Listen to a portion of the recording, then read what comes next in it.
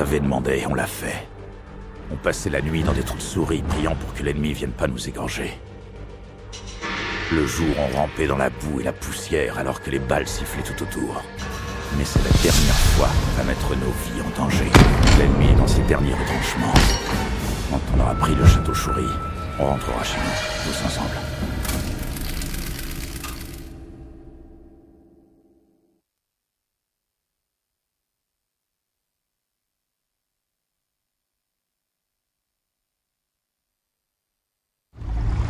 Il paraît que l'armée principale s'est retirée vers la craque nord.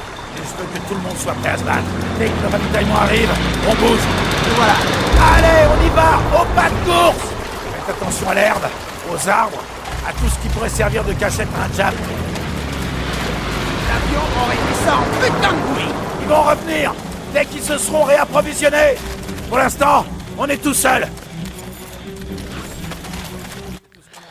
Eh bien salut tout le monde, c'est Victor Maillot et aujourd'hui on se retrouve pour la mission numéro 13. Donc la mission qui s'appelle Point de non-retour. Et on commence cette magnifique mission avec une petite double suivie d'un petit kill simple. Voilà. Et suivi encore d'une autre double. Hop. Donc voilà, on commence cette vidéo très fort. Donc nous continuons cette série de Call of Duty World at War, comme je vous l'ai dit, avec cette mission qui s'appelle Point de non-retour. Donc comme vous pouvez le voir là, comme je vous l'avais dit, les missions sont de plus en plus dures. Et les bonsaïs là, ils commencent à camper partout, dans les arbres, sous les terres et dans les herbes. Donc cette mission est très longue et requiert beaucoup d'attention puisque là les Japs ils vous feront pas de cadeau sur cette mission. J'ai pu d'ailleurs mourir une seule fois je crois, ou 0 fois, enfin je sais plus. Bref, donc là nous sommes toujours le soldat Miller dans l'US Marine Corps. Et donc nous sommes au château de Shuri à Okinawa, au sud du Japon. Nous sommes le 29 mai 1945 dans la première division des Marines. Donc, je vais vous expliquer un peu l'histoire. Donc la dernière mission dans le Pacifique. Donc c'est la dernière mission avec le soldat Miller. Parce qu'après on n'aura que avec le soldat Petrenko dans les Russes.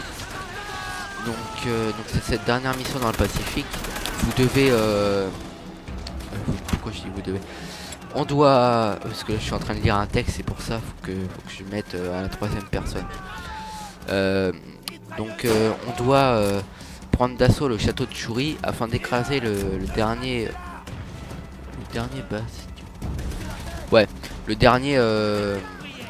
endroit de résistance japonais à Okinawa. Et nous et notre unité, on débute la mission sans munitions. C'est pour ça que vous avez vu que j'avais marqué pas de munitions sur mon garant et j'ai échangé toutes mes armes. Et puis il y a eu le ravitaillement qui a été parachuté pour reprendre des munitions et quelques armes à côté de nous qui étaient la Browning et le Springfield avec la lunette. Donc voilà. Sitôt nous a en notre position, les soldats japonais manifestent leur présence et la bataille peut commencer. Face aux innombrables ennemis se trouvant sur votre route, les munitions viendront à manquer et il faudra bientôt utiliser des obus de mortier. Donc ça vous verrez par la suite, on n'y est pas encore. Pour pouvoir progresser et dégager votre route, peu avant la fin de la mission, vous assisterez à la mort du sergent Roebuck ou de Polanski. Alors qu'il tenait de faire prisonnier des soldats japonais. Alors la petite remarque de cette mission, c'est que à la fin de la mission, vous avez la possibilité de sauver Polanski ou Roebuck. Ce dernier est plus difficile à secourir car attaqué par 2 ennemis en même temps. L'attitude des 2 hommes sera différente selon leur destin. Si Roebuck survit, il tentera de venger la mort de Polanski et ne montrant aucune pitié à l'égard du soldat japonais. Si par contre Polanski survit, il sera très affecté par la mort de Roebuck et montrera une attitude moins belliqueuse avec une fin plus émotionnelle. Utilisation des obus de mortier amorcés à la main. En un clin d'œil au film Il faut sauver le soldat Ryan de Steven Spielberg. Cette mission marque la fin de la campagne américaine. Donc c'est à dire que cette mission avec les obus de mortier a été un peu repris pour ceux qui l'ont vu sur le film Il faut sauver le soldat Ryan.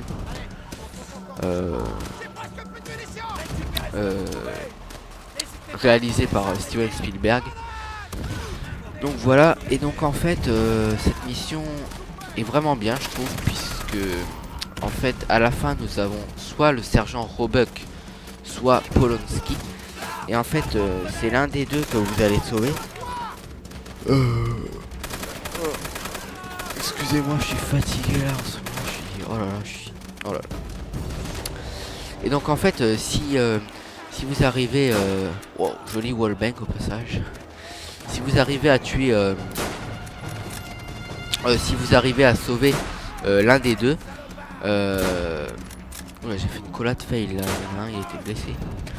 Si vous arrivez à tuer l'un des deux, et ben il y en aura un qui aura parce que à la fin il y a une cinématique et il y aura si vous arrivez à sauver l'un des deux, il y aura une cinématique plus émotionnelle que l'autre. Donc moi je crois que j'ai la plus émotionnelle puisque c'est le sergent Roebuck qui est mort. Et donc le sergent Roebuck étant le soldat le plus important des Américains. Et donc ça aura été beaucoup plus émotionnel. Donc voilà. Donc c'est pour ça que c'est vraiment bien fait, puisque si l'un des deux est mort, il y aura une fin plus émotionnelle que l'autre. Alors les mecs qui faisaient les morts, je sais pas pourquoi ils faisaient les morts, mais ils nous attendaient. Donc là ça va être le moment où on va prendre les obus de mortier. Vous allez voir, c'est vraiment très très puissant. Là on continue. Hop, on monte les escaliers. Et boum,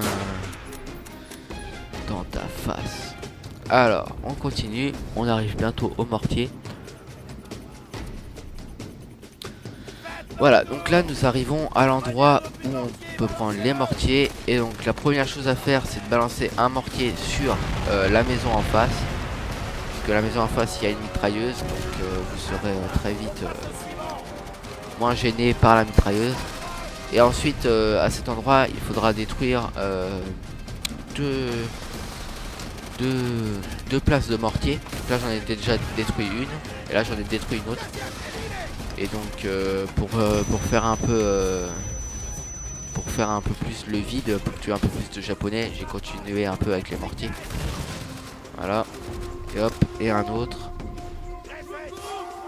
Et là je le garde à la main pour après, puisque juste après, quand vous montez les escaliers, vous avez tout de suite un autre voilà, un autre trou de mortier. Donc là trou de mortier libéré. Vous devez prendre les mortiers et tout de suite le lancer vers la mitrailleuse, puisque c'est la mitrailleuse qui va le plus vous gêner dans cette mission. Enfin, pas dans cette mission, dans ce passage là. Ensuite, ce que je vous conseille, c'est de rester un peu encore avec les mortiers à la main. Essayez de nettoyer un peu toutes les positions. Et puis après vous reprenez votre pruning ou votre arme secondaire. Et vous faites un peu le tri. Donc voilà. Voilà, cette mission, il n'y a pas vraiment grand chose à dire. Vous avez tout expliqué. C'est vraiment la dernière mission des Américains. Après c'est la mission des Russes et puis ce sera terminé. Voilà. Donc là il y a un ennemi dans le bâtiment. Hop, j'ai eu plus de réaction que toi mon coco. Voilà. Après vous allez dans l'allée, vous montez les escaliers. Je sais plus si c'est le sergent Roebuck. Ah là, hop, attaque de Banzai encore. Ça doit être le sergent Roebuck qui va défoncer la porte. Et on va passer dans un autre coin de la carte. Et donc là on va arriver dans dehors, près du castle. Donc castle en anglais ça veut dire château. Donc, près du château en fait. Et c'est le jardin qui est juste à côté du château. Du château, pardon, excusez-moi. Alors là, c'est le mini château là, c'est pas le château en entier. Le château en entier il est encore plus loin dans la carte. Donc voilà. Alors, heureusement que le tiraillier il est pas actif au début. Enfin, à la première balle tirée sur l'allié, parce que sinon ça serait un peu emmerdant. Parce que à tout le monde ça vous arrivera de tirer sur un allié, parce que il y a tout le temps un allié qui passe devant vous des fois. Donc personnellement moi ça m'est arrivé à chaque fois, je sais pas pour vous. Donc voilà, donc là il va falloir envoyer des fumigènes, se couvrir un petit peu, et il va falloir en terminer avec ces japonais. Il va falloir en terminer une bonne fois pour toutes. Dans le jardin, donc là vous tuez tous les japonais que vous voyez dans le jardin. Donc par contre faites attention parce que des fois vous allez être comme un con. Moi à la partie d'avant, celle que j'ai pas enregistrée, pour me remettre un peu dans le bain, j'étais comme un con. Je faisais bah alors il va l'ouvrir cette porte. Et en fait des fois vos alliés ils tuent pas tous les ennemis. Et donc vous en avez des japonais qui restent au milieu de la carte. Et donc vous les voyez pas forcément. Ok, donc voilà. Donc là c'est pareil, le sergent va défoncer une porte. Il a eu de la chance de pas se prendre le mur juste en face de lui. Ça aurait posé problème sinon. Donc là on a pu voir quelques petites ombres de japonais. Donc le sergent Robug va nous dire de prendre la mitrailleuse. Et on va tous les mitrailler. Petite astuce, excusez-moi, faut tirer sur les bidons rouges, les bidons d'essence, comme ça ça fait plus de dégâts. Et les japonais ils sont beaucoup plus comment on pourrait dire ça, et ben choqués. Et puis ils vont mourir plus vite aussi de toute façon. Alors donc là un autre. Bon alors petit avis. Moi je dis quand vous êtes les Américains et que vous devez tuer les Japonais, les missions sont moins sanglantes. Ça c'est mon avis personnel. Puisque les Allemands, franchement quand vous tombez sur les missions avec les Allemands, c'est vraiment certaines scènes elles sont choquantes. Et puis ouais, certaines scènes elles sont choquantes. Et elles sont vraiment... Putain, j'ai un truc dans le nez là. Excusez-moi. Elles sont vraiment choquantes, sanglantes. Enfin, c'est vraiment... Ça retrace bien le contexte historique de la Seconde Guerre mondiale avec les Allemands. Et c'est vraiment pas marrant des fois quand vous voyez des alliés se faire éliminer. Personnellement je trouve ça un peu plus marrant avec les Japonais. Quand je dis marrant, c'est pas marrant puisque il y a quand même eu des soldats qui ont souffert durant la bataille avec les Japonais. Mais la bataille avec les Japonais, faut savoir qu'elle a fait moins de morts du côté américain. Du côté japonais, elle a fait un peu plus de morts. Et donc voilà. Alors là je sais pas, je crois que je vais me faire avoir par une grenade. Je pense. Ouais. Alors je sais pas, l'indicateur grenade je l'ai même pas vu venir. Et elle m'est arrivée comme ça. Je l'ai même pas vu venir. Donc là on va recommencer au dernier point sauvegardé. Sauf que là je vais le faire en rushant un peu plus. Donc voilà, si vraiment vous êtes âme sensible, que certaines scènes vous choquent, bah si vous comptez vraiment faire la campagne de World at War, faites-la du côté des Japonais, puisque moi mon avis personnel c'est que c'est beaucoup moins choquant et beaucoup moins violent pour les personnes sensibles. Et je pense que les éditeurs Treyarch ont dû un peu le faire exprès pour que les personnes sensibles essayent de jouer au moins à quelques missions de campagne. Voilà, ça c'était mon avis perso.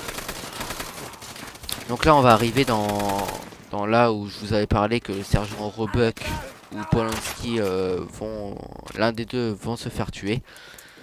Donc je vais vous laisser écouter tout ça et je vous reprends tout de suite après.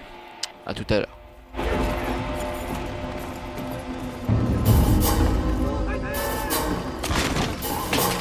Sergent, il y a du mouvement. On est là. Allons-y.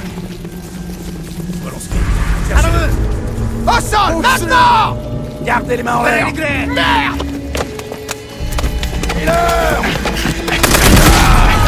Espèce de salope. Oh boy. Miller. Ils ont tué le sergent. Les salauds. Ils l'ont tué. Bande de fils de pute. On tient la ligne. Voilà, donc là les bonsaïs vont arriver avec des fumigènes de partout. Donc ça va être plusieurs bonsaïs qui vont arriver. Et donc là nous venons d'assister à la mort de l'américain le plus important de toute la campagne, hein, le sergent Roebuck. C'était soit la mort de Polanski, soit celle du sergent Roebuck. Je pouvais faire en sorte que Polanski meure, mais je voulais faire en sorte que le sergent Roebuck meure, puisque la fin était un peu plus émouvante. Donc voilà, et là, en même temps que les bonsaïs vont arriver, on va avoir des frappes aériennes. Et donc vous sélectionnez avec la flèche, c'est un peu comme dans Faible Résistance avec les tirs de roquettes. Et déjà dans un premier temps il va falloir détruire le bâtiment qui est pas le grand château, et le bâtiment qui ressemble plus à une grande maison. Il va falloir détruire celui-là. Voilà. Et cette maison là se détruit en un seul coup. Et ensuite le château, si je réfléchis bien, le château il se détruit en 2 ou 3 coups. Je sais vraiment plus si c'est en 2 ou 3 coups, mais il se tue on se tue, mais qu'est-ce que je dis, il se détruit en plusieurs coups en tout cas.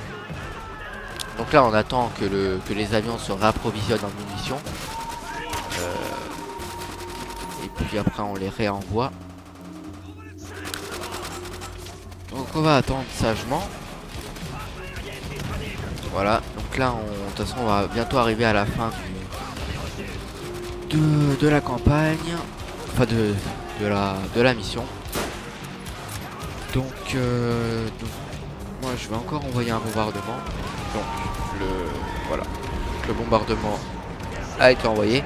Donc je crois qu'il faut un deuxième bombardement pour détruire le bâtiment. Ouais voilà, c'est ça, il faut un deuxième bombardement. Donc le bâtiment se détruit en 2 bombardements.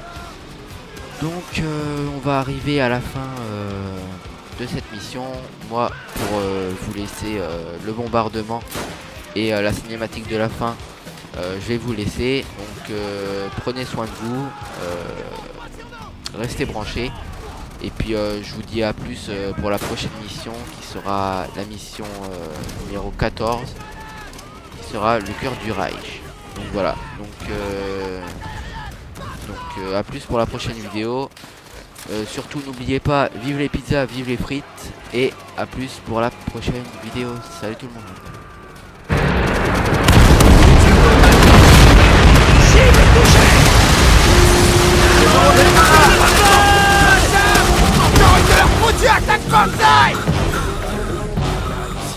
On a réussi.